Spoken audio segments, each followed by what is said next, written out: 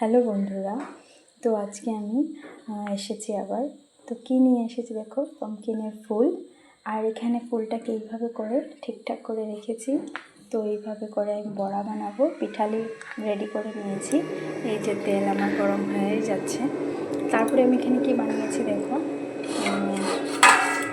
ফুলকপি দিয়ে আজকে সয়াবিন দিয়ে। তারপরে এখানে আমার ডাল আছে, মূলো দিয়ে ডাল করেছি।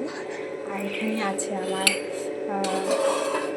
লাই পাতার ডাঁটা, আর এই যে পাম্পকিনের যে ফুলের সাইডে ডাঁটা থাকে না, এটি দিয়ে, আর আলু টালু দিয়ে একটু শস্য বাটা দিয়ে একটু করেছি, এটাও স্বাদ হবে। তো আজকের মেনুটি এতটুকুই। তো তোমাদেরকে বড়াটা বানিয়ে দেখাচ্ছি আমি। তো এই দেখো আমার বড়াটা হচ্ছে, আর এখানে আরও দুটো রয়েছে, এগুলো করে নেব। তো দেখতে থাকো। তো অলমোস্ট আমার বড়াটা হয়ে যাচ্ছে। তো আজকের জন্য টাটা। টাটা, সবাই ভালো থাকো, সুস্থ থাকো, টাটা।